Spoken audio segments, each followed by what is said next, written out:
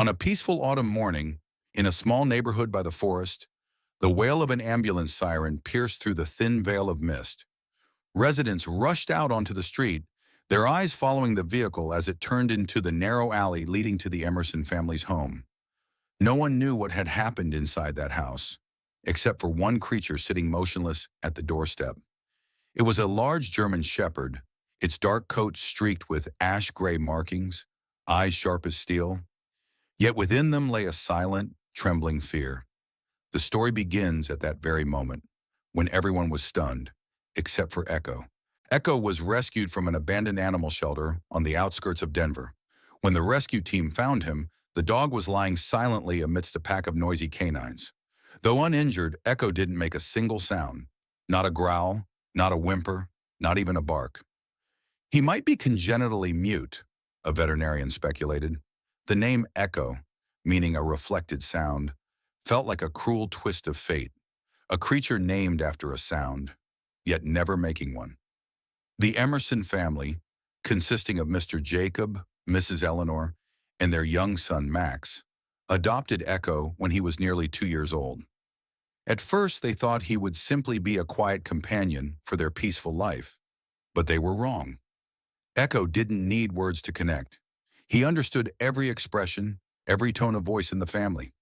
He sat beside Max as he did his homework, gently rested his head on Eleanor's lap when she was tired, and faithfully walked beside Jacob each morning as he wheeled the garbage bins to the gate. There was only one thing Echo never did: bark. That autumn, Mrs. Eleanor began to suffer from persistent headaches.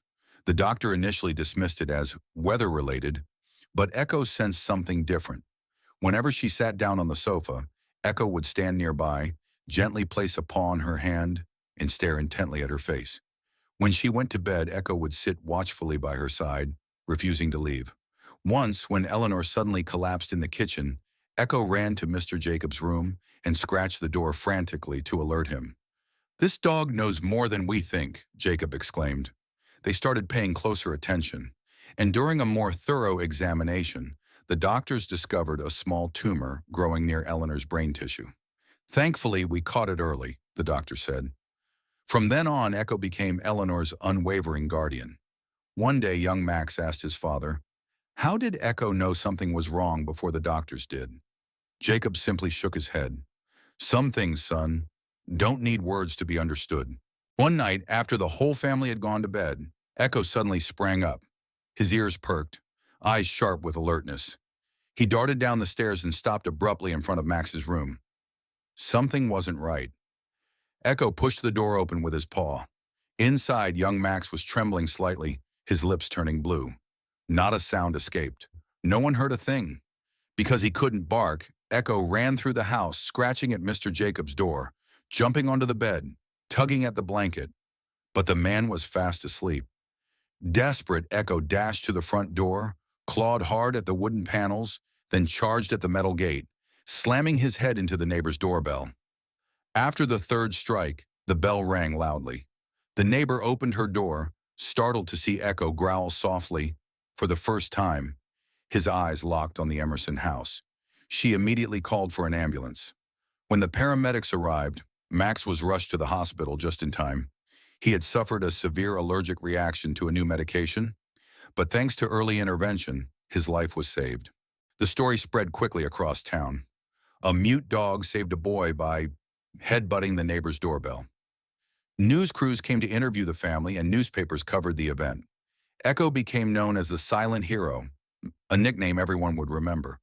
From that day on, Echo continued to live as he always had, quiet, watchful, and ever present beside the ones he loved. Until one day, 3 years later, Mr. Jacob, the last surviving member of the family after Eleanor passed away, decided to move into a retirement home. By then, Max had gone off to college. They chose to send Echo to live on a friend's farm in the countryside, where it was peaceful and spacious. On the day they said goodbye, Max knelt down and hugged Echo tightly. "Thank you, my silent friend." Echo looked at Max. No whimper, no wagging tail. But his eyes, they seemed to hold the image of the little boy he once protected. That night at the farm, Echo wandered along the wooden fence, then quietly lay down beneath the large maple tree. The next morning, the new owner found that Echo had passed. No pain, no sound, only the small collar bell Max had given him as a child, still resting around Echo's neck, gently chiming in the autumn breeze. In the back garden of the retirement home, Mr. Jacob placed a photo of Echo in a wooden frame. Beneath it, a small inscription read, "No bark needed to be a hero, no words needed to be remembered. Echo, a gentle call from the heart." Later, Max shared Echo's story at an animal psychology seminar. He said, "Echo taught me something. Loyalty doesn't need sound. Courage doesn't need a roar. And love doesn't need words to reach the deepest parts of the heart."